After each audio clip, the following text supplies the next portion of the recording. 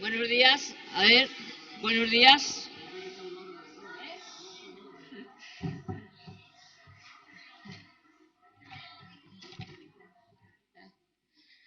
Buenos días, gracias por estar aquí.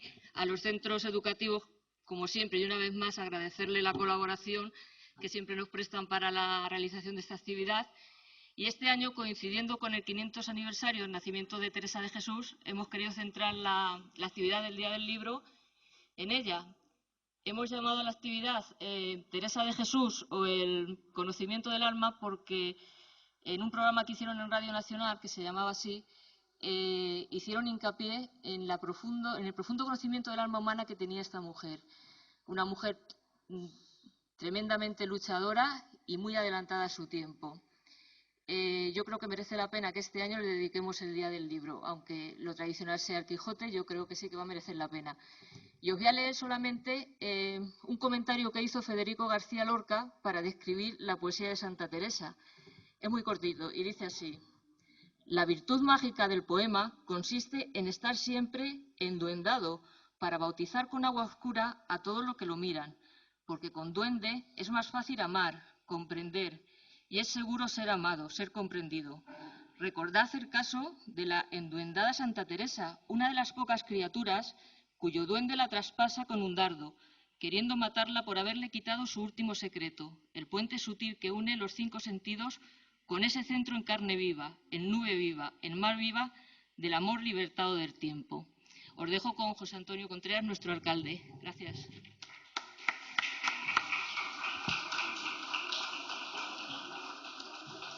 Bueno, gracias, Teresa. Bueno, bienvenidos aquí a la casa del ayuntamiento, ¿no? La casa de todos. La verdad es que el hecho de que podamos parar un poquito por parte de todos para celebrar un día tan importante como es el de hoy, que es el Día del Libro, en una sociedad además muchas veces que vamos muy deprisa, con los ordenadores, con las tablets, no sé qué, el que podamos parar y que podamos de alguna manera hacer algo tan importante como es reflexionar, coger un libro, poder pensar. Yo creo que es un día muy importante para que le dediquemos este día y 365 días al año sobre el mismo. Yo creo que el tema que se ha elegido este año pues es muy acertado, como ha dicho Teresa de la Biblioteca. Yo creo que los 500 años de Santa Teresa pues son muy importantes porque se la conoce a veces por una faceta, pero aparte de ello fue una persona como mujer muy avanzada, como ha dicho ella, de su tiempo en muchos aspectos, con una gran profundidad en cuanto a la reflexión de muchas cosas que estaban ocurriendo, que estaban pasando, y que hoy en día seguramente que si podemos volver a leerla y a releerla, pues nos vamos a dar cuenta que dice cosas que son muy aplicables en el día de hoy. Yo creo que el tema de los libros es algo muy importante. O sea, yo creo que estamos diciendo que apenas leemos, que apenas que nos cuesta mucho, pero yo creo que hay que intentar reivindicar no solo este día, como estamos diciendo, pues el volver a saborear lo que implica el acercarnos a un libro, ¿no? He cogido un par de cosas que el otro día, leyendo un periódico, pues me gustó mucho, que hablaba del alma de los libros, ¿no? ¿Qué es eso del alma de los libros? Y un lector, pues hablaba un poco de que los libros pertenecen a ese macromundo que está habitado por nuestros sueños, las ensoñaciones, los anhelos, los viajes, los odios a veces, los amores, un montón de emociones que a todos y a cada uno de nosotros nos despiertan cuando abrimos un libro. Hay libros más interesantes, unos que nos gustan más, otros que nos gustan menos. Y ella hablaba, este hombre, de que los libros tienen un alma que vive en nosotros, y cada vez que abrimos un ejemplar, esta obra va a cobrar vida autónoma y va a pervivir más allá incluso de la muerte de la persona, del autor, como en este caso Santa Teresa, y del propio lector. A cada uno en un momento determinado ese libro le va a recordar determinadas cosas, le va a transportar a determinados sitios, y es una aventura muy bonita que a veces tenemos y que a veces nos perdemos. Por eso es importante que recuperemos ese amor que tenemos hacia los libros, ¿vale? Si queremos, además, hablaba este autor, adquirir cultura, hemos de recurrir a la lectura a veces incluso de los clásicos. Qué mejor clásico que Santa Teresa en este caso, ¿no? Y sobre todo, como lo dice la Real Academia de la Lengua, ¿qué significa ser un clásico? No es algo antiguo o pasado de moda. Al contrario, un clásico sería cualquier obra que por su contenido puede ser considerado como modelo para cualquier literatura o cualquier arte. Es decir, es algo que se mantiene muy vivo y muy en día a partir de hoy en muchas cosas. Yo creo que es importante que os acerquéis a un montón de libros que quizás no habéis tenido ocasión de verlos. La verdad es que cada vez hay más cantidad de libros que nos cuesta mucho leerlos, y es importante que os acerquéis, que seguramente os van a transportar en un momento determinado. A mí me pasa una cosa, no sé si os pasa a vosotros, que a veces uno relee un libro hace X años, lo vuelve a leer y le puede comunicar otras cosas distintas. Además os invito a algún libro que seguramente habéis leído hace tiempo, que si lo volvéis a leer seguramente os van a transmitir otro tipo de cosas.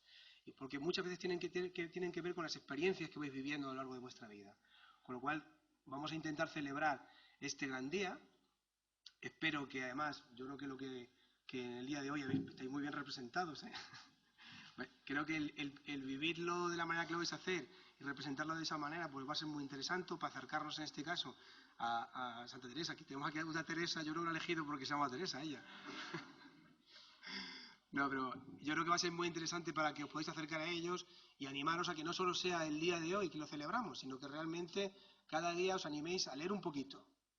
Un capítulo, una hoja, pero seguramente os va a acercar y a que conozcáis un mundo muy interesante, que a veces lo tenemos más cerca, no tenemos que viajar tan lejos, lo tenemos muy cerca de nosotros, de verdad.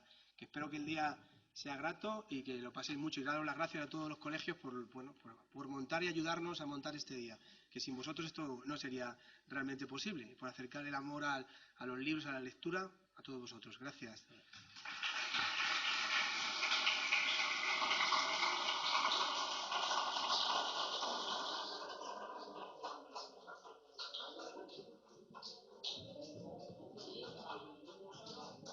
¿Cómo lo haces ahora?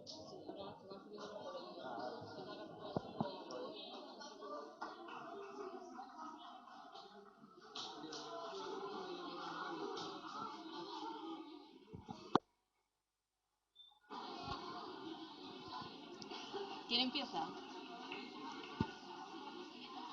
El que empiece, que le dé el micrófono, que se vayan pasando de uno a uno. ¿Pero que tengo que estar yo aquí?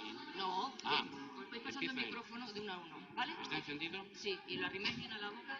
Sí. A ver, se me ha olvidado decir, un momento, se me ha olvidado decir que esto se está grabando en vídeo y que lo colgaremos en la web del Ayuntamiento en el apartado de Historia y Cultura, así que luego si lo queréis ver estaré allí, ¿vale? A la boca. Contexto histórico de Santa Teresa de Jesús. Teresa de Cepeda y Ahumada vivió una época compleja, llena de cambios, reformas y conflictos, tanto en el terreno religioso como político, en la que la monarquía católica española alcanzó su máximo poderío económico, militar y político. Entre otros personajes, fue contemporánea de Erasmo de Róterdam, humanista, filósofo, filólogo y teólogo holandés. Quería que la Iglesia permitiera más libertad de pensamiento. El objetivo de la teología es descubrir a Cristo, decía él. El Evangelio debe ser accesible a todas las personas y ser traducido a todas las lenguas, para ayudar a los cristianos a volver a una religión interior, centrada en la imitación de Cristo. No lucho contra la Iglesia, ni menos contra Dios, como fuente de inteligencia y justicia, decía también. Lucho contra los abusos que algunos religiosos y políticos hacen de las ideas cristianas para beneficiarse de ellas. Afirmaba que la reforma religiosa podía hacerse sin recurrir a cambios en la doctrina cristiana. Era querido y admirado por católicos y protestantes por igual. Lutero le presionaba para que escribiera contra los católicos y el papado, y para que escribiera contra los protestantes. A estas dos pretensiones él se negó. La Iglesia lo acusó con una frase célebre: «Usted puso un huevo y Lutero lo empolló», a lo que el teólogo respondió con la no menos conocida ironía: «Sí, pero yo esperaba un pollo de otra clase». Martín Lutero. En esta época se concedían o vendían indulgencias a personas que pudieran pagarlas. Una indulgencia supone el perdón total o parcial de un castigo temporal que aún se mantiene por los pecados después de que la culpa ha sido eliminada por absolución en el sacramento de la penitencia.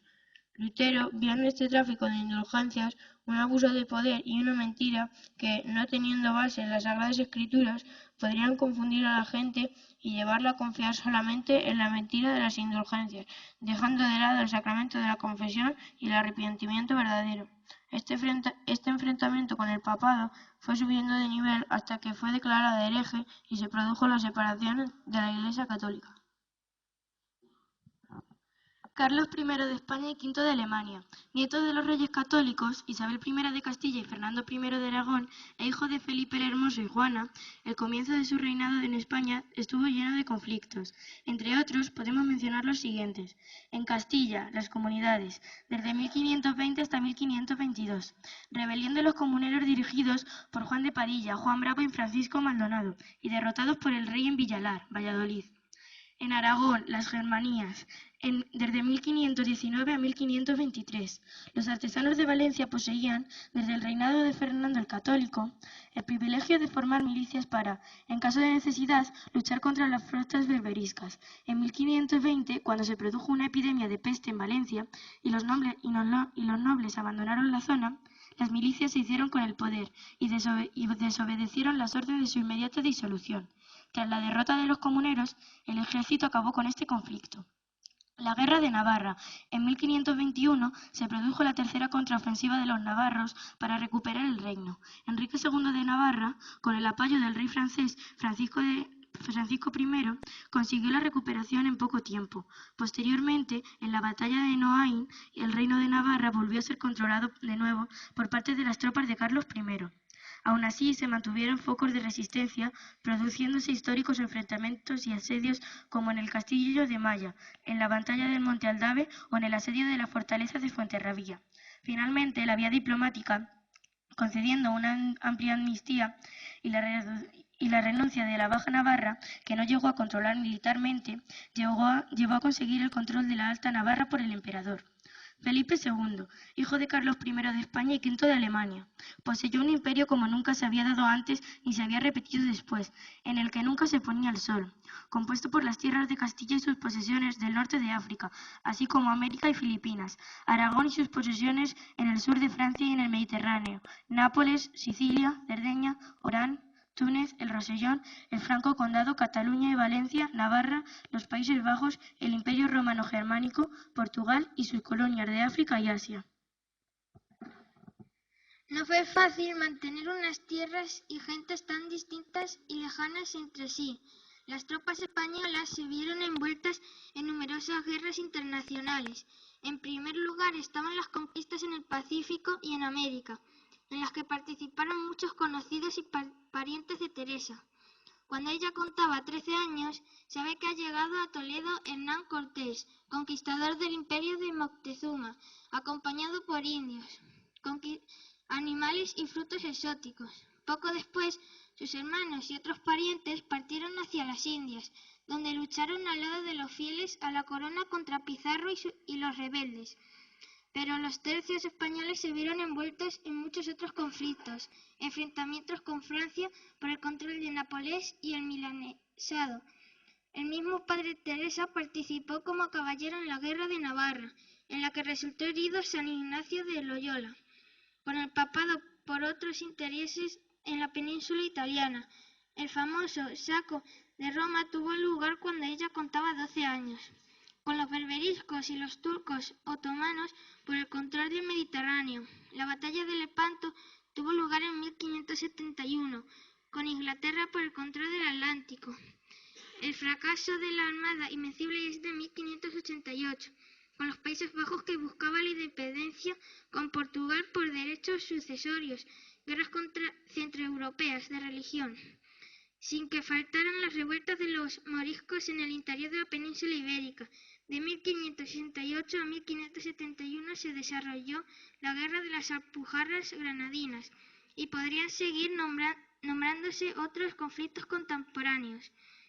Demasiados enfrentamientos para una población de apenas 6 millones de habitantes. Las familias castellanas vieron partir uno tras otro a todos sus varones. Comenzaron a faltar brazos necesarios para el cultivo de la tierra. Esto, unido a algunos años de sequía y al continuo crecimiento de los impuestos para mantener esa gran máquina belicista, provocaron el hambre y la miseria entre la población. Además, la llegada del oro y la plata americanos hizo crecer la inflación, a pesar de que una gran cantidad pasaba directamente de las galeras a los depósitos de los prestamistas extranjeros. La monarquía hubo de anunciar la bancarrota en varias ocasiones. Se sucedieron las revueltas populares, insurrecciones en Flandes, en Castilla, en Aragón, en Valencia, etc., que fueron aplastadas sin miramientos. Teresa de Ávila vivió durante el llamado Siglo de Oro español. La cultura y el arte llegaron a cotas hasta ahora nunca alcanzadas. Las universidades de Salamanca y Alcalá eran referentes culturales a nivel europeo. Las bellas artes conocieron un desarrollo y una creatividad sin precedentes. Los pueblos y ciudades de España se llenaron de templos, palacios, hospitales, edificios públicos y fuentes. Por entonces compusieron su música Juan de la Encina y Tomás Luis de Victoria, y escribieron Garcilaso de la Vega, Fray Luis de León, Lope de Vega, Góngora y Cervantes. Mientras Juan de Herrera construía el Escorial, Diego de Siloé, Juan de Juni y el Greco realizaban sus mejores obras. La Celestina o el Lazarillo de Tormes, también contemporáneos, describen perfectamente las contradicciones de esta época. Teresa de Ávila fue plenamente consciente de los acontecimientos de su tiempo. Es sorprendente la cantidad de referencias que encontramos en sus obras al Concilio de Trento, a las guerras de religión, a las revueltas de los moriscos, a los enfrentamientos con Francia y Portugal, a los procesos inquisitoriales y a los índices de los libros prohibidos, a las conquistas americanas y a los productos de allí llegaban, patatas, cocos, etc. Tuvo relación directa o epistolar con todos los estratos de la sociedad del momento. Felipe II y sus secretarios, correos mayores y administradores, príncipes e infantas, virreyes y cortesanos y nobles rurales, profesores universitarios y estudiantes, campesinos y mendigos, banqueros y mercaderes, albañiles y arrieros.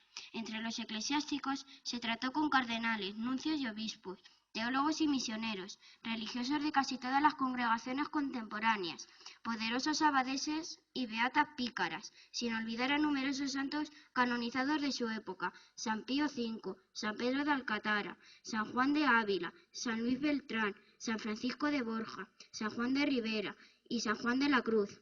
Algo inaudito para una mujer del siglo XVI y más aún monja de clausura. Descontenta con la relajación de las normas de los conventos, Teresa decidió reformar la orden para volver a la austeridad, la pobreza y la clausura que consideraba el auténtico espíritu carmelitano. A lo largo de su vida tuvo frecuentes conflictos con unos y otros, incluso con la Inquisición, que no entendían cómo una monja podía andar libremente fuera del convento, de un lugar para otro y escribiendo lo que escribía. Teresa se cambia el nombre, ya no se llamaba Doña Teresa de Cepeda y Ahumada, sino Teresa de Jesús. Sus compañeras también cambian los apellidos civiles por otros religiosos.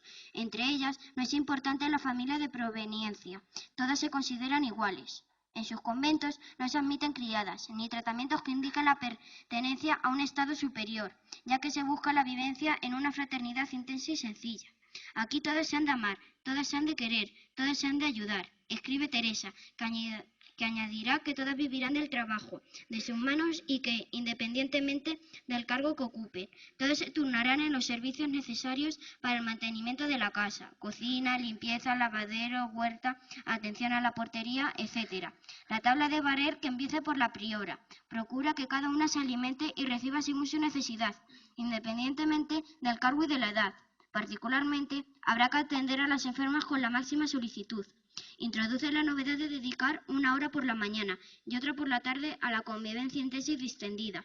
Es la recreación en la que se comparten las alegrías y las contradicciones de la jornada, entre poesías, canciones y bromas. Santa Teresa misma reconoce que las divisiones religiosas del momento fueron el motor que le impulsó a fundar nuevos conventos.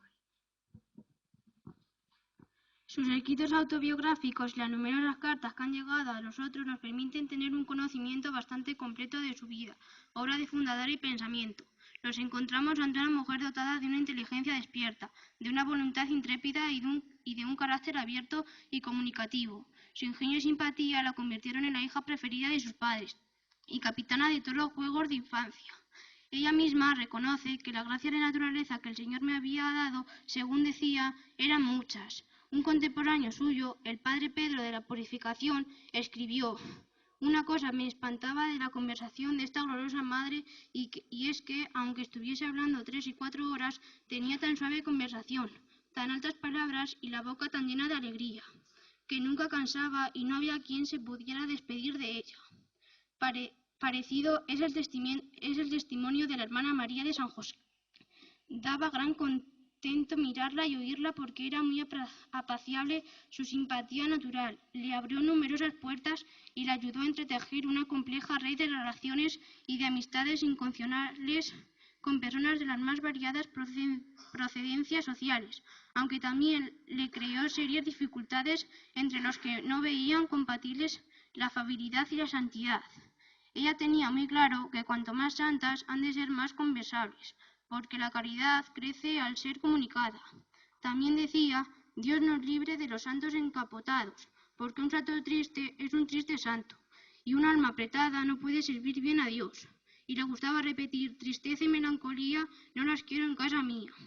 Sus principales obras en prosa, amenas unas veces, hermosas y perfectas otras, son prueba de que la santa que tanto se queja en ellas de su falta de letras. Era una gran estilista. Las obras místicas de carácter didáctico más importantes de cuantas escribió la santa se titulan Camino de Perfección, escrita entre 1562 y 1564, Conceptos del amor de Dios y Castillo interior o las moradas.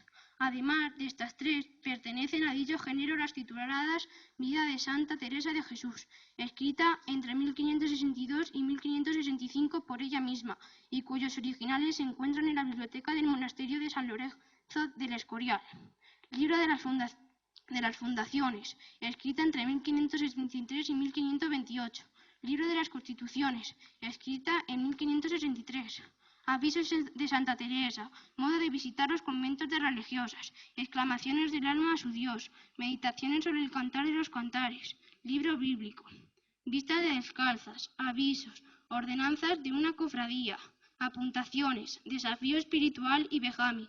También escribió Santa Teresa poesías, escritos breves y escritos sin considerar una serie de obras que se le atribuyen. Escribió Teresa también 409 cartas, publicadas en distintos epistolarios. Los escritos de la Santa Católica se han traducido a varios idiomas. El nombre de Santa Teresa de Jesús figura en el catálogo de autoridades de la lengua publicado por la Real Academia Española. En cuanto a sus poemas, fueron compuestas de algunos y muy especiales momentos de mayor ardor místico, por lo que ella decía que la divinidad se las inspiraba. Santa Teresa murió, después de realizada su obra de reforma, el 4 de octubre de 1582, a los 67 años. Fue canonizada por el Papa Gregorio XV en 1622 y muchos años después fue proclamada doctora de la Iglesia, el 27 de septiembre de 1970, por el Papa Pablo VI. Posee tradicionalmente el patronazgo de los escritores. Nada te turbe, nada te turbe, nada te espante, todo se pasa, Dios no se muda, la paciencia todo lo alcanza, quien a Dios tiene nada le falta, solo Dios basta. Eleva tu pensamiento, al cielo sube, por nada te acongojes, nada te turbe, a Jesucristo sigue con pecho grande, y venga lo que venga, nada te espante. ¿Ves la gloria del mundo? Es gloria vana, nada tiene de estable, todo se pasa. Aspira a lo celeste, que siempre dura, fiel y rico en promesas. Dios no se muda, ama la cual merece, bondad inmensa, pero no hay amor fino sin la paciencia. Confianza y fe viva mantenga el alma, que quien cree y espera todo lo alcanza. Del infierno acosado, aunque se viere, burlará sus furores quien a Dios tiene. Vénganle desamparos, cruces, desgracias, siendo Dios tu tesoro, nada te falta. Id, pues, bienes del mundo, id dichas vanas, aunque todo lo pierda, solo Dios basta. Vivo sin vivir en mí, y tan alta vida espero, que muero porque no muero. Vivo ya fuera de mí, después que muero de amor, porque vivo en el Señor, que me quiso para sí. Cuando el corazón le di, puse en mí este letrero, que muero porque no muero. esta divina unión y el amor con que yo vivo hace a mi Dios mi cautivo y libre mi corazón, y causa en mí tal pasión ver a mi Dios prisionero, que muero porque no muero. Ay, qué larga es esta vida, qué duros estos destierros, esta cárcel y estos hierros en que esta alma metida. Solo espera la salida que causa un dolor tan fiero, que muero porque no muero. Acaba ya de dejarme vida, no seas molesta, porque muriendo, ¿qué resta sino vivir y gozarme? No dejes de consolarme, muerte, que así te requiero, que muero porque no muero. Vuestra soy, para vos nací. Vuestra soy, para vos nací. ¿Qué mandáis hacer de mí? Soberana majestad, eterna sabiduría, bondad buena al alma mía, Dios alteza, un ser, bondad, la gran vileza mirad, que hoy os canta amor así, ¿qué mandáis hacer de mí? Vuestra soy, pues me criaste. Vuestra, pues me redimiste. Vuestra, pues que me sufriste. Vuestra, pues que me llamaste. Vuestra, porque me esperaste. Vuestra, pues no me perdí. ¿Qué mandáis hacer de mí? ¿Qué mandáis, pues, buen señor, que haga también criado? ¿Cuál oficio le habéis dado a este esclavo pecador? Veísme aquí, mi dulce amor, amor dulce, veísme aquí, ¿qué mandéis hacer de mí? Veis aquí mi corazón, yo lo pongo en vuestra palma, mi cuerpo, mi vida y alma, mis entrañas y aflicción, dulce esposo y redención, pues por vuestra me ofrecí, ¿qué mandáis hacer de mí? Dadme muerte, dadme vida, dad salud o enfermedad, honra o deshonra me dad, dadme guerra o paz crecida, flaqueza o fuerza cumplida. Que hoy os canta, que hoy a todo digo que sí, ¿qué mandéis hacer de mí? Dadme riqueza o pobreza, dad consuelo o desconsuelo, dadme alegría o tristeza, dadme infierno o dadme cielo, vida dulce, sol sin velo, pues del todo me rendí, ¿qué mandéis hacer de mí? Si queréis, dadme oración, si no, dadme sequedad, si abundancia y devoción, y si no, esterilidad. Soberana majestad, solo hallo paz aquí, ¿qué mandéis hacer de mí? Dadme, pues, sabiduría, o por amor, ignorancia. Dadme años de abundancia, o de hambre y carestía. Dad tiniebla o claro día, revolvedme aquí o allí. ¿Qué mandéis hacer de mí? Si queréis que esté holgando, quiero por amor holgar. Si me mandéis trabajar, morir quiero trabajando. Decid, ¿dónde, cómo y cuándo? Decid, dulce amor, decid, ¿qué mandéis hacer de mí? Dadme calvario o tabor, desierto o tierra abundosa. Sea Job en el dolor, o Juan que al pecho reposa. Sea viña fructuosa, o estéril, se cumpla así. ¿Qué mandáis hacer de mí? Sea José puesto en cadenas, o de Egipto adelantando, o David sufriendo penas, o ya David encumbrado. Sea Jonás anegado, o libertado de allí. ¿Qué mandéis hacer de mí? Esté callando o hablando, haga fruto o no le haga, muéstreme la ley mi llaga, goce de evangelio blando, o esté penando o gozando, solo vos en mi vivid, ¿qué mandéis hacer de mí? Vuestra soy, para vos nací, ¿qué mandéis hacer de mí?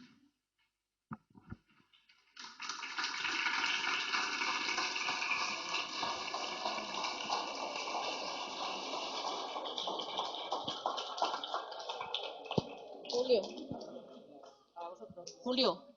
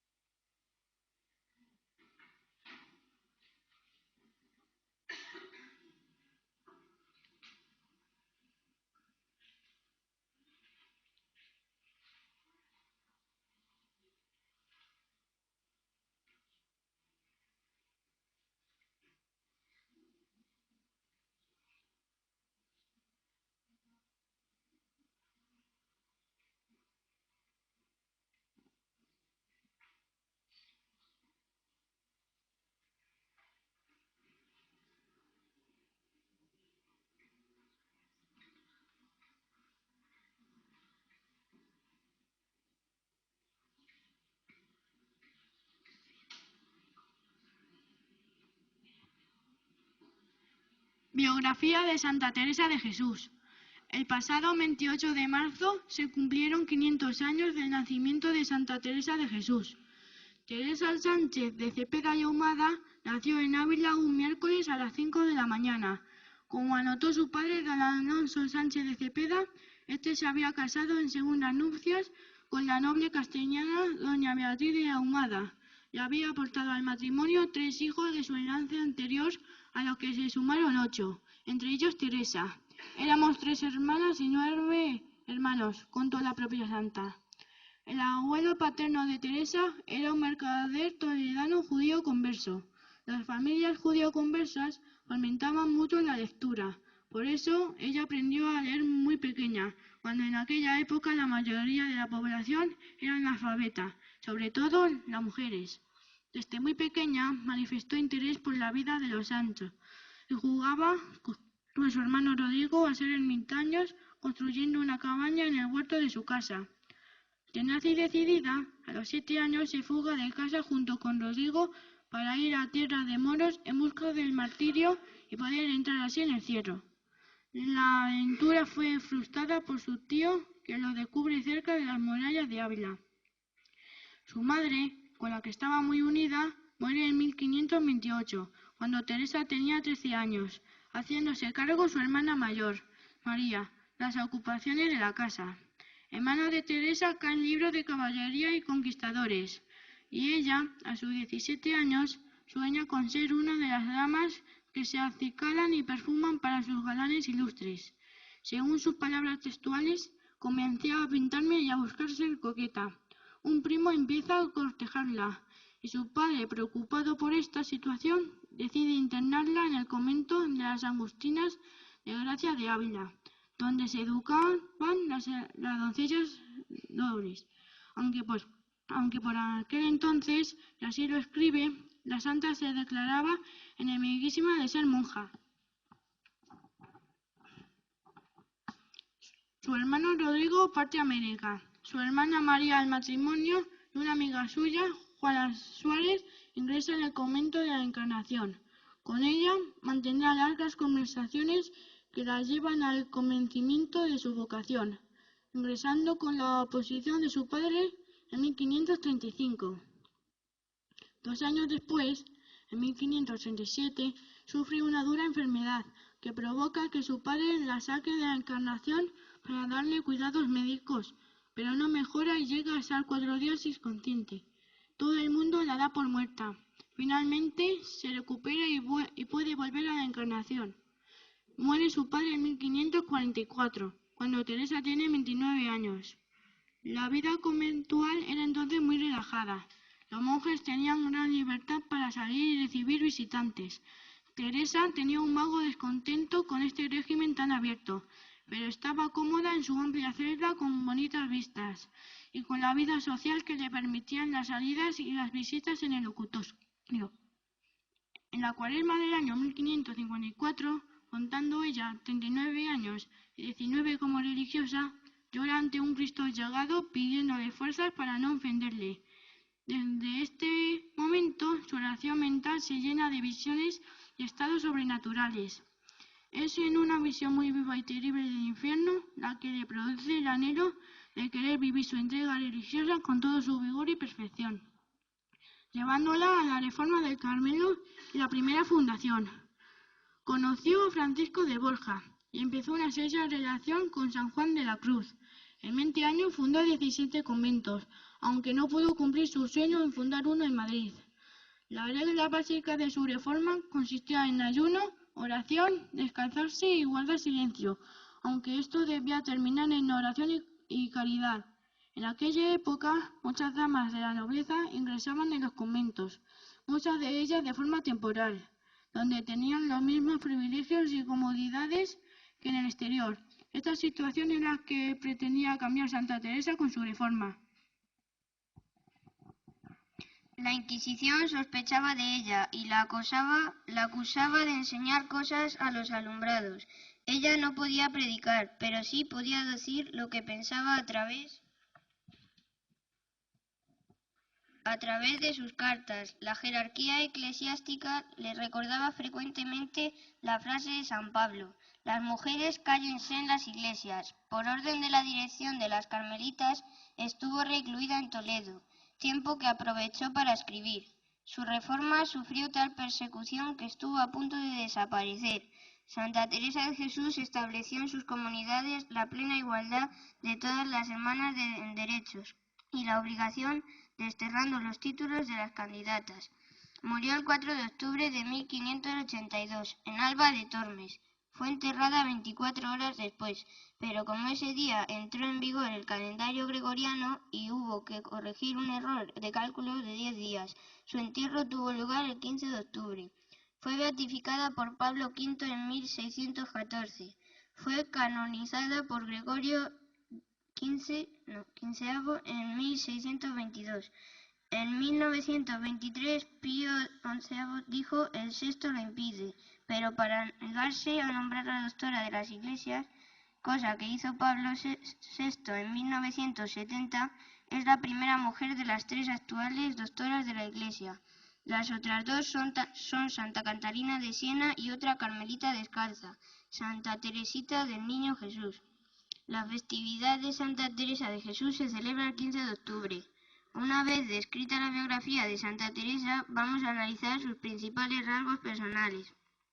Teresa fue una mujer adelantada a su tiempo. Fue fundadora y escritora, y tuvo conceptos femeninos que hoy la convertirían en feminista.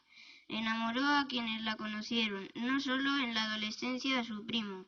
Solo hay un retrato pintado en la vida de Teresa. Ya era mayor, en el que no sale muy favorecida. Por eso, cuando se vio pintada en aquel retrato, le dijo al pintor, Fray Juan de la Miseria, que le había sacado fea. En otra ocasión, al parecer, iba a firmar las escrituras para comprar el terreno para un convento, cuando oyó al notario decir que por un beso de la monja se daría por pagado. Teresa puso la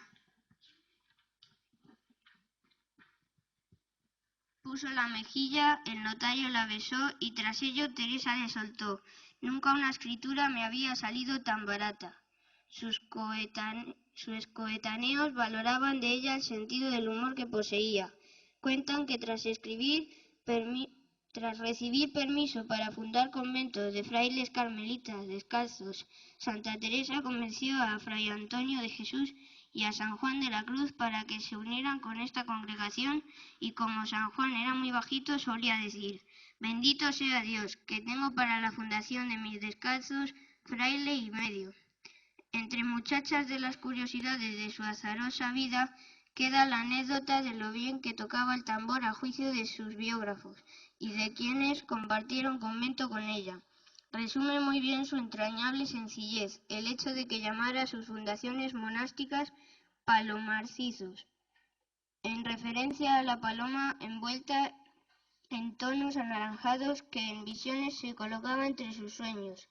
Hizo grande la literatura española con sus numerosos libros, cartas y poesías. Teresa de Ávila también acuñó la frase: entre pucheros anda el Señor. Amante de la cocina, el arte culinario carecía de secretos para ella. A pesar de ser monja de clausura, recorrió cerca de 8.000 kilómetros utilizando todos los precarios medios de transporte de su época. Sirvió de ejemplo y admiración para genios de la talla de Gregorio Fernández y Lorenzo Bernini. Este último se inspiró en la transversión narrada en el Libro de la Vida para crear una obra cumbre de la escultura barroca, el Éxtasis de Santa Teresa. Murió en Alba de Tormes, pero a los 9 meses abrieron el ataúd y comprobaron que el cuerpo estaba entero y los vestidos podridos. Antes de devolver el cuerpo al cofre del enterramiento, le diseccionaron una mano que envolvieron en una toquilla y la llevaron a Ávila. De esa mano cortó el padre Gracián el dedo meñique y, según su propio relato, lo mantuvo con él hasta que fue hecho prisionero por los turcos. Lo rescató a cambio de unas sortijas y 20 reales de la época.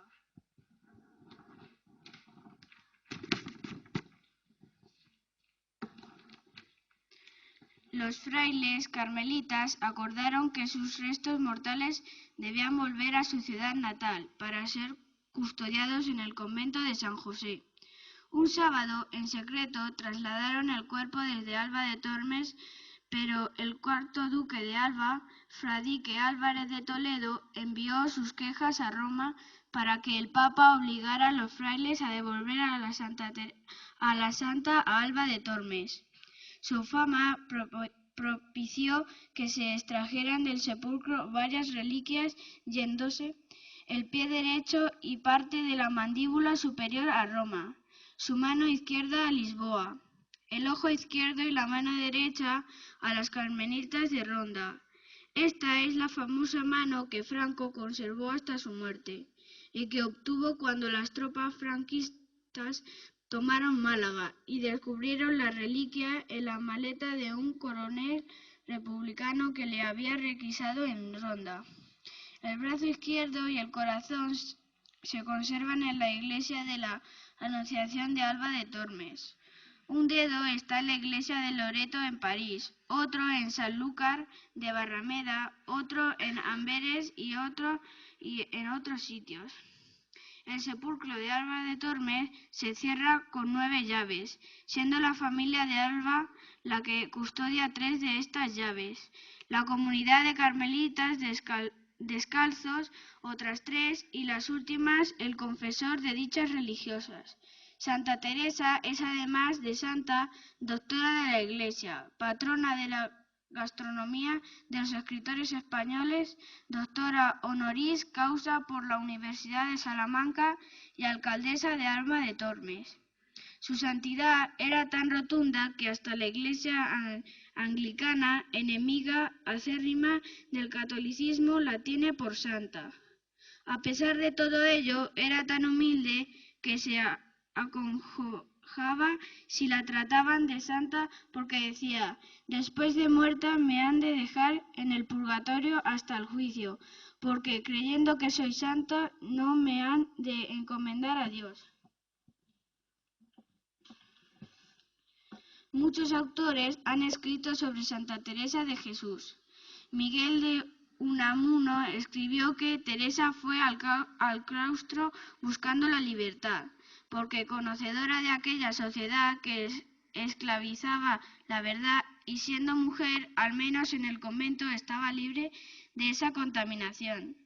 Paco Umbral decía de Santa Teresa de Jesús: Teresa enamora, en su época no le perdonaron que fuera mujer y hoy no le perdonan que fuera monja, indicando que en el siglo XVI las mujeres no contaban nada en ningún estamento de la sociedad.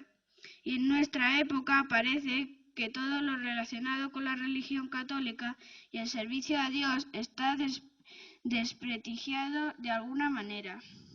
Y sin embargo, eso es lo que sobre todo fue Santa Teresa de Jesús, una religiosa fundadora de las Carmelitas Descalzas, rama de la Orden de Nuestra Señora del Monte Carmelo, que dedicó su vida a caminar hacia Dios con humildad.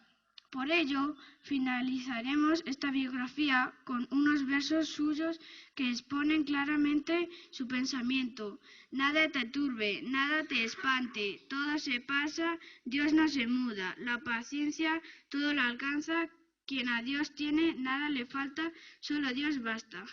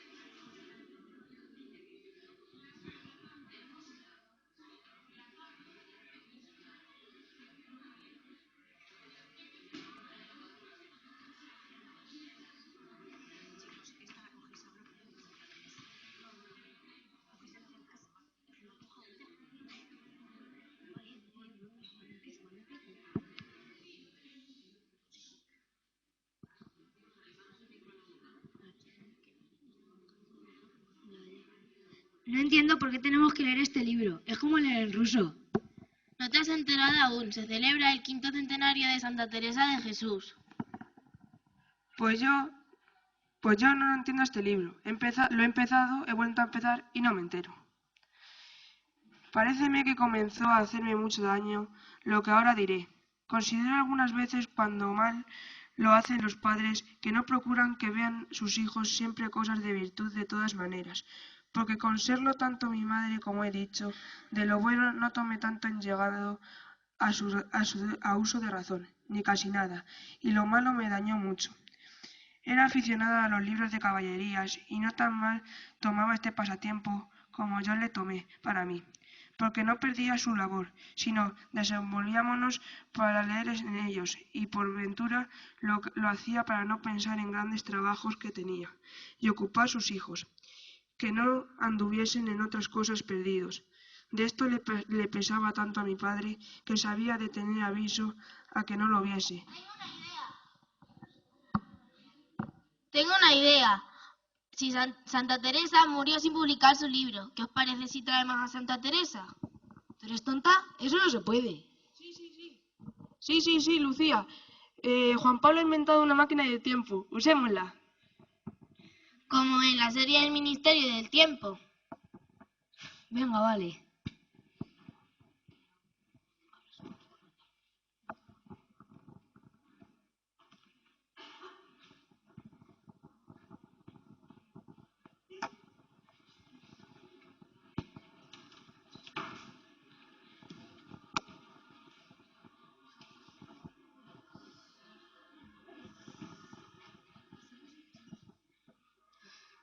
El tener mis padres virtuosos y temerosos de Dios no bastara, si yo no fuera tan ruin con el que el Señor me favorecía para ser buena.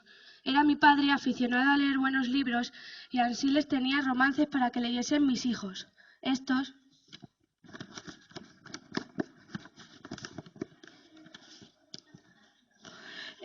con el cuidado de mi madre tenía de hacerlos rezar y ponernos en el devoto de Nuestra Señora y de algunos santos. Comenzó a despertarme de edad, a mi parecer, de 6 a 7 años.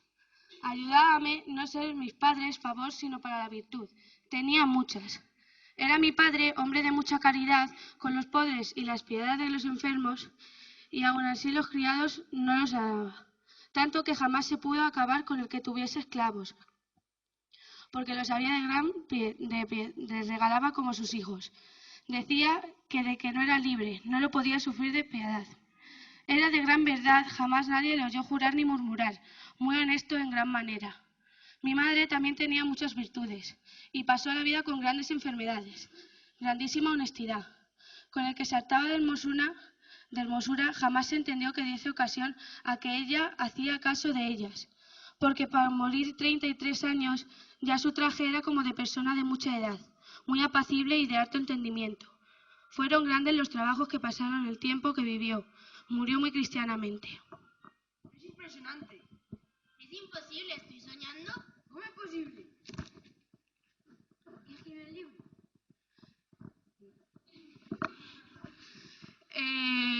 Como religiosa, yo tengo voto de obediencia. Lo escribí por obligación, no por gusto. Y lo consideré incompleto ya que me dijeron que excluyera algunas faltas. ¿Podemos hacer unas preguntas que nos ayudaran a entender su libro, el libro de la vida? Por supuesto. ¿Cómo se da cuenta de que su oración no servía? Me di cuenta porque leyendo las confesiones de San Agustín y observando la imagen del Cristo muy llegado, observé que mi oración era insignificante. Google es muy largo de contar, madre. Si nos da tiempo se lo enseñaremos. Bien, sabemos que no pudo publicar su libro a pesar de que lo escribió por obligación. ¿Cierto es? A ver, hijos, el libro me costó mucho. Lo estudiaron hasta la Inquisición. El padre Domingo Báñez escribió en 1575. Solo una cosa hay en este libro en que poder reparar. Y con razón mucho bastará para que lo entendieran. Dijo que mi libro no tenía representación, realidad, y que tenía muchas visualizaciones. Y esto era cierto porque le dijeron que de Dios no saltará nunca. Efectivamente, se publicó tras su fallecimiento. Muchas gracias, madre. Entendemos mejor su libro. Adiós. Yo no conozco vuestra vida, pero seguid mi consejo. Yo alcancé la felicidad. Adiós. Hasta luego.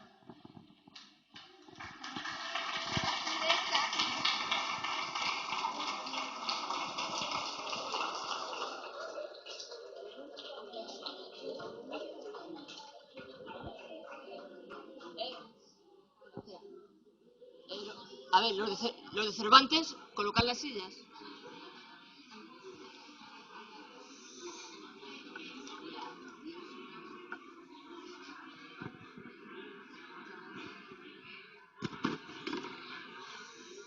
Vamos a colocar las sillas. Sí, os podéis sentar.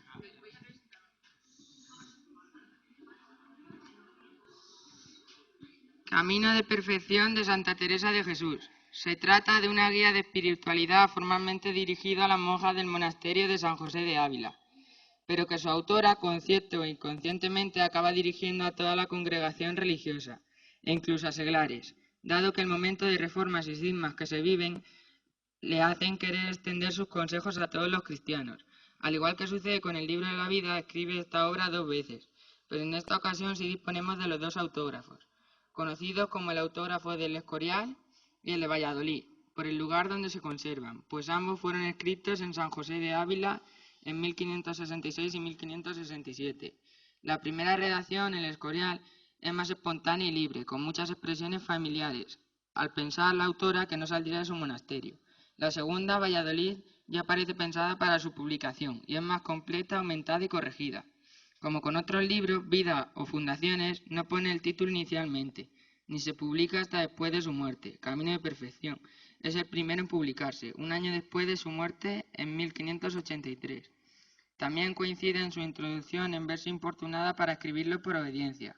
Nos habla en este libro de la reforma recién emprendida, del amor, desasimiento y humildad como bases de la vida comunitaria, del peligro, de la honra. No hay tóxico que mate, como estas cosas, la perfección.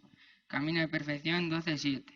También nos habla de la oración con unos avisos significativos para perseverar con humildad frente a Dios sin exigir o buscar experiencias sobrenaturales. Importa mucho entender que no a todo lleva a Dios por un camino y por ventura. El que le pareciere va por muy más bajo está más alto. Camino de perfección 27:2. O dicho de otra forma, el verdadero humilde ha de ir contento por el camino que le llevara el Señor. Camino de perfección 15:2. Gran parte de la obra es una meditación sobre el Padre Nuestro como oración vocal más importante, con puntos de gran profundidad en su análisis. Camino de perfección de Santa Teresa de Jesús. Algunas preguntas que nos suscita la lectura del libro y nos pueden servir para iniciar o continuar un diálogo personal o comunitario con Santa Teresa. A continuación del número del capítulo irá escrito en letra cursiva el epígrafe del mismo, a modo de ubicación rápida en el tema que desarrolla, tal como lo encontramos en los libros. Teresa solo escribió así el primero, en el resto dejó señalado dónde finalizaba cada capítulo y los epígrafes están escritos por otra persona en el apéndice final. Prólogo, que trata del intento que tuve para hacer este libro. ¿Qué puede aportarnos Teresa hoy? ¿Consideramos que Teresa puede hablarnos, enseñarnos? ¿Qué temas? Aquí pareciera ser circunscribe a la oración, aunque nos daremos cuenta abre y despliega el abanico de la vida. ¿Por qué recurrimos a ella? La de entonces, el amor que le tenían, nosotras, ¿qué razones encontramos para lo que ella diga nos aproveche? Teresa quiere hacer su voluntad. Es una constante en toda su obra. Unir mi voluntad con la de Dios. Es la unión que yo deseo. Acá se refiere a la fundación y al hecho de escribir ambos con objetivos claros en su deseo de ayudar. Vayan muy adelante en el servicio del Señor. ¿Cuáles son nuestros objetivos? ¿Qué peso tienen para nosotras? El amor y la experiencia. Capítulo 1. De la causa que me movía a hacer con tanta estrechura este monasterio. Opción fuerte y dedicada de acompañar a Jesús, de encarnar el Evangelio en comunidad. Es realista y coherente en su planteamiento. Comienza el capítulo recordándonos que tuvo causas para fundar. ¿Cuáles son nuestras causas por las que llegamos al convento, por las que permanecemos? ¿Qué motivaciones teníamos? Y ahora, ¿qué ilusiones, utopías? Nuestras propuestas tienen a los máximos posibles, o nos conformamos con mediocridades. ¿Qué observaciones hace Teresa de la realidad? ¿Y cómo decide responder a ella? ¿Cómo vive a esa seguridad en Dios y confianza en su gran bondad? Sabemos que hay distintos niveles. ¿Cómo refleja o expresa Teresa los planteos que hace en este capítulo? Y cada una de nosotras y nuestras comunidades que lo hizo posible, como los vi en un primer momento, como los vivo ahora. ¿Qué lectura hago de ellos? ¿Cómo vemos a nuestra actual iglesia y la realidad social en donde nos toca vivir? ¿Cuáles son nuestras propuestas, nuestras respuestas vitales? Hoy tampoco es tiempo de tratar con Dios negocios de poca importancia. ¿Cuáles son nuestros negocios? Los que ocupan nuestro corazón y nuestra vida. Capítulo 2, que trata cómo se han de descuidar de las necesidades corporales y del bien que hay en la pobreza. Si tenemos los ojos en Jesús, no los podemos tener en nadie ni en nada. A través del filtro Jesús haremos pasar nuestra existencia desde Él, miraremos, valoraremos todo. He aquí el quid de nuestra vida. El eje y centro de nuestra vida es Jesucristo. Él es nuestra razón de ser. Necesitamos aprender a descansar en Jesús. Es nuestro punto de partida y nuestra meta, nuestro referente. Evaluamos nuestras opciones e iniciativas a la luz o a través de la lente Jesús. Los artificios humanos es olvidar que Jesús es la vid y nosotros los sarmientos. Analicemos expresiones o frases utilizadas en este capítulo que nos sitúan en lo esencial. Teresa baja a realidades concretas. ¿Cuáles? ¿Por qué se detienen ellas? ¿Qué otras realidades concretas podemos agregar en lo que personal o comunitariamente priorizamos e implican que lo que debería ser nuestro objetivo principal no lo sea, pierda su esencialidad o quede dibujado? Sería engañar al mundo. Pensamos que hay incoherencias en nuestras vidas que ocultamos, amparadas en nuestro estilo de vida, protegidas tras los muros. ¿Qué modos tenemos para alternarnos mutuamente? ¿Cómo nos hacemos espaldas unas a otras para vivir con llaneza y limpieza de corazón, no habiendo menester concreto a nadie sino a Él? ¿A qué pobreza se refiere? ¿Qué valor le da? ¿Cuáles son nuestras pobrezas? ¿Cuál es la razón por la que plantea este tema? Hoy, nosotras, ¿cómo nos planteamos vivirlas? ¿Cuáles son los aspectos que nos ayudan? ¿Cuáles no? Capítulo 3. Prosiga lo que en el primero comencé a tratar y persuada a las hermanas a que se ocupen siempre a suplicar a Dios, favorezca a los que trabajan por la Iglesia. Acaba con una exclamación. Motivo de nuestra existencia comunitaria. Fuerza eclesial de las pequeñas comunidades, semejanza con las actuales. Centra el objetivo de nuestro estilo de vida en la Iglesia y los que trabajan por ella. Propuesta teologal a la situación de su época. No es una respuesta anclada en las posibilidades humanas. El Señor nos juntó en esta casa. ¿Cómo vivimos este ser vocacionadas, llamadas? Recordamos que estamos aquí porque a cada una nos llamó el Señor. ¿Qué nos pide Teresa al decir seamos algo, seamos tales? ¿Qué implica ser tales? Nos hace una propuesta muy concreta concerniente a lo eclesial, apostólico. ¿Cómo lo plasmamos? ¿Cómo evaluamos criterios de discernimiento que ayudan a nuestro proyecto de vida? ¿De qué modo nos comprometemos y nos hacemos vibrar tal como lo percibimos en ella? ¿Qué cosas facilitan nuestra comprensión de la realidad y nuestra respuesta? ¿Qué abarcamos al decir Iglesia y los que trabajan por ella? ¿Cómo lo entendemos hoy? ¿Qué nos provoca el entorno y las condiciones actuales de nuestros hermanos y hermanas? Pues no sois vos, Creador mío, desgraciado, con mucha piedad. Recordamos que este párrafo en C es mucho más largo. Fue tachado y no pasó al Códice de Valladolid. Hace una hermosa defensa de las mujeres. Nos expone ciertos aspectos veldados que nos permiten deducir cómo pensaba sobre la situación de las mismas. ¿Cuál es la situación de las mujeres en nuestra sociedad, en nuestra Iglesia? Comparando las condiciones en el siglo XVI y las nuestras, ¿qué aspectos han evolucionado? ¿Qué pasos hemos ido dando? ¿Cuáles debemos continuar? ¿De qué modo? ¿Cómo describen a Jesús? ¿En dónde apoya el valor de nuestros ruegos? Es audaz en su propuesta, pues se sabe enraizada en Jesús. Es una significativa teología del mérito, por la sangre de vuestro Hijo y sus merecimientos. Nos había dicho unos párrafos antes, podemos algo con Dios. Nuestros merecimientos tienen un solo origen, el mismo Pascual de Cristo. Debemos tener claro que no estamos aquí para santificarnos y servir, sino para servir y sirviendo nos santificamos.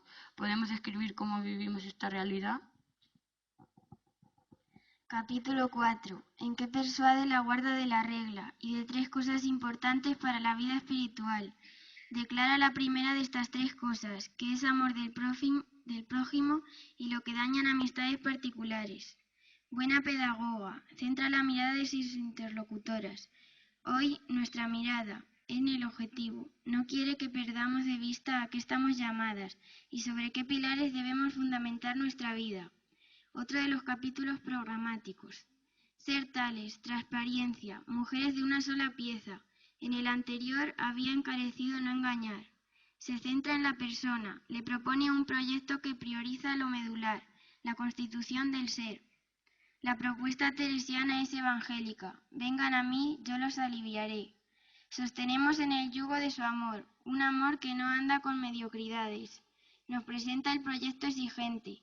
Después estarán las vías de realización y la puesta en práctica donde se darán las tonalidades y los tiempos según las características y posibilidades de cada persona. Analicemos y compartamos sobre qué pilares construimos nuestras vidas, nuestras comunidades. Cómo interpretamos y concretizamos, bajamos a lo cotidiano la experiencia del amor. ¿Qué entendemos por qué tales habremos de ser? ¿Cómo lo llevamos a la práctica? ¿Cuál es nuestro objetivo? ¿Qué modos, qué medios, de qué manera proyectamos lograrlo? ¿Qué concebimos por orar sin cesar? ¿Cuáles son las características de la persona orante? ¿Cómo explicamos ser coherentes? Tengamos en cuenta cómo puntualiza lo interior y lo exterior, en este camino de oración, en el servicio del Señor. ¿Cuáles son las razones que nos llevan a nosotras hoy a pedirle a Teresa que nos hable de oración? ¿Cómo vemos e interpretamos su actualidad? La paz no se construye con perfeccionismos, ni estructuras que organicen y mantengan el orden. No es en base a disposiciones y reglamentos. No se consigue fuera como un objeto. Tampoco excluye dificultades, luchas y dolores. La paz es Jesús, su presencia en medio nuestro y desde Él se expande interior y exteriormente. ¿Qué características nos dan pautas de su presencia? ¿Cuáles son los aspectos que valoramos? En los puntos siguientes nos zambulle en el amor. ¿Cómo es su costumbre? No anda con rodeos. Solo debemos leerla detenidamente y poner nombre a nuestro tipo de relacionamiento, a qué llamamos amor, amistad y si realmente es tal o lo disfrazamos. ¿Cómo debemos conducirnos en una relación de amistad seria y encaminada a crear comunidad? En nuestro caso y en cualquiera, pues la amistad es expansiva. Su comportamiento es desde el amor a Dios, centro y eje de corazón y pensamiento. De ahí se desprende todo lo demás. Recordemos ciertos términos que nos pueden confundir: amor demasiado igual amor torcido. En la misma línea cuando dice amistades grandes. Lo que está señalando son principios generales, no conducirnos por lo externo, los sentidos, lo que nos gusta o no nos gusta en nuestras relaciones interpersonales, que es también el modo en que debemos conducirnos con Dios. ¿Cuáles son las motivaciones que nos mueven tanto a nivel personal como comunitario en los diferentes tipos de relación interpersonal que establecemos? ¿Cómo observamos en nuestros comportamientos? ¿Le sabemos poner nombre, catalogar como tales a nuestras niñerías personales? ¿Las justificamos? ¿Por qué?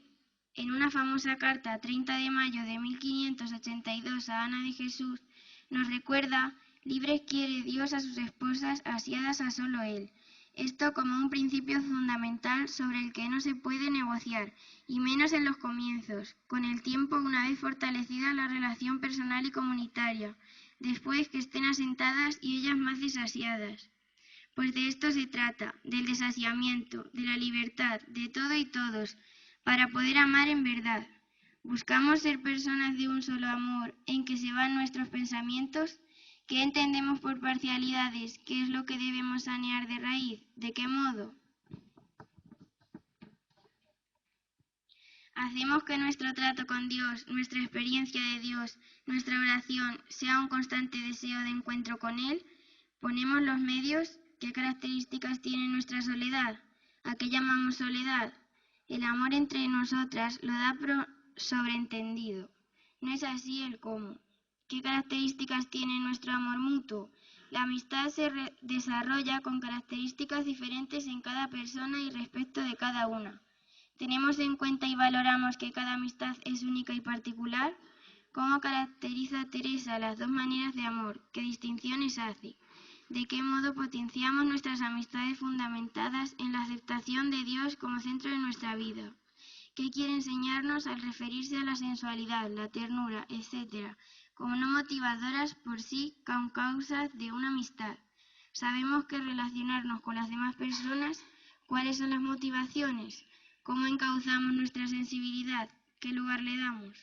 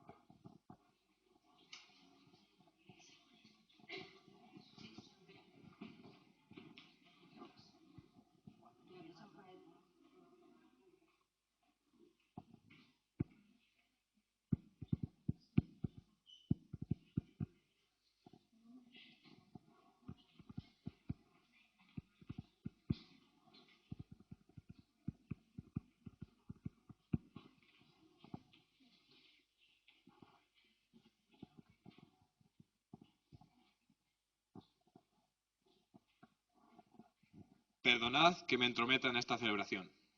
Quiero ser yo quien presente a Teresa. Soy Juan de la Cruz y admiro a esta mujer. Su labor y su valentía permitieron que los carmelitas descalzos fueran fundados. Yo aprendí mucho de ella. En lo que a literatura se refiere, ambos fuimos por caminos muy diferentes. Yo me centré más en la lírica. Os lo mostraré.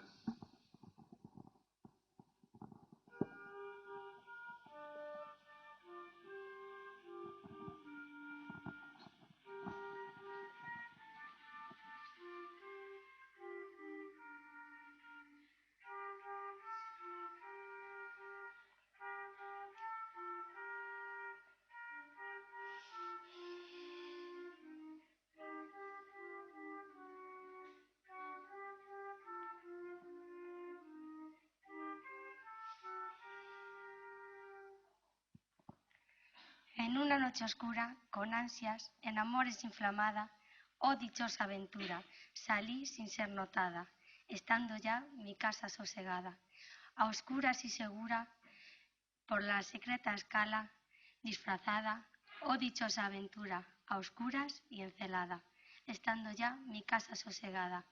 En la noche dichosa, en que nadie me veía, ni yo miraba cosa. Sin otra luz y guía, sino la que en el corazón ardía. Aquesta me guiaba, más cierto que la luz de mediodía. A donde me esperaba, quien yo bien me sabía. En parte, donde nadie parecía.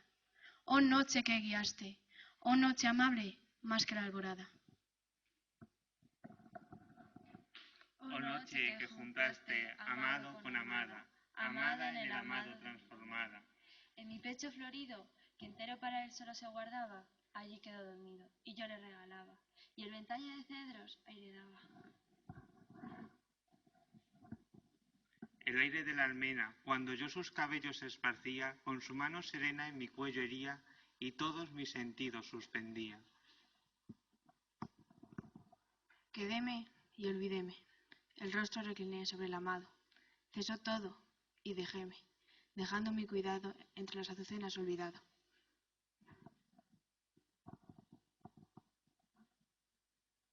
Teresa, en cambio, con su decir sencillo y cercano, expresaba en su obra con la naturalidad de quien cuenta sus experiencias en la unión con Dios.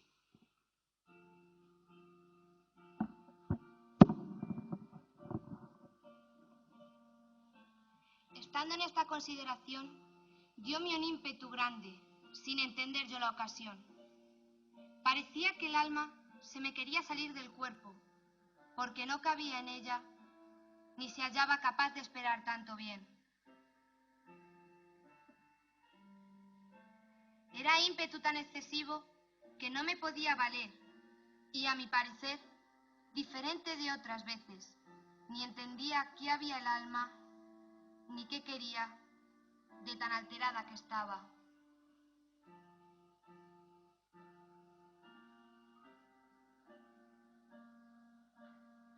Estando en esto, veo sobre mi cabeza una paloma, bien diferente de las de acá, porque no tenía esas plumas, sino las alas de unas conchicas que echaban de sí gran resplandor. Paréceme que oía el ruido que hacía con las alas. Sosegóse mi espíritu con tan buen huésped, de tal modo que quitóseme el miedo y comenzó la quietud, con el gozo, quedando en arrobamiento.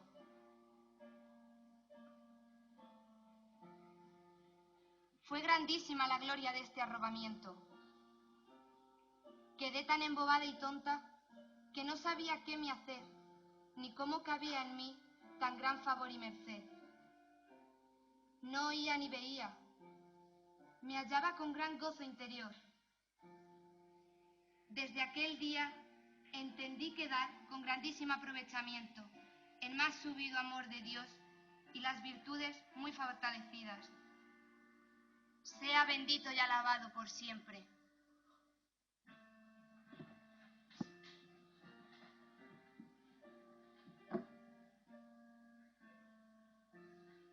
De estas mercedes tan grandes queda el alma tan deseosa de gozar del todo que vive con harto tormento, con unas ansias grandísimas de estar con él para toda la eternidad.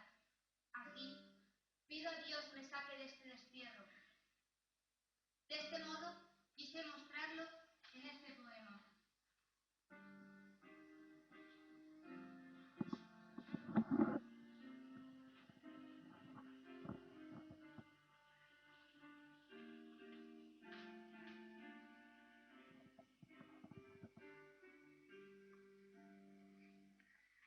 Vivo sin vivir en mí, y tan alta vida espero, que muero, porque no muero. Vivo ya fuera de mí, después que muero de amor, porque vivo en el Señor, que me quiso para sí. Cuando el corazón le di, puso en mí este letrero, que muero, porque no muero. Esta divina unión y el amor con que yo vivo, hace a mi Dios mi cautivo y libre mi corazón. Y causa en mí tal pasión, ver a mi Dios prisionero, que muero, porque no muero. ¡Ay, qué larga es esta vida! ¡Qué duros estos destierros, esta cárcel y estos hierros en que está el alma metida! Solo esperar la salida causa en mí un dolor tan fiero, que muero, porque no muero. Acaba ya de dejarme vida, no me seas molesta, porque muriendo, ¿qué resta sino vivir y gozarme? No dejes de consolarme, muerte, que ansí te requiero, que muero, porque no muero.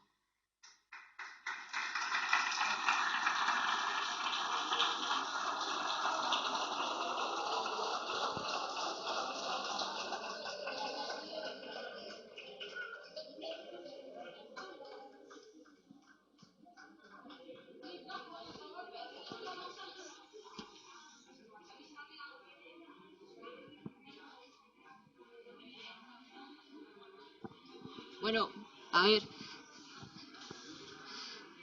Muchas gracias a todos y gracias por participar, ¿eh?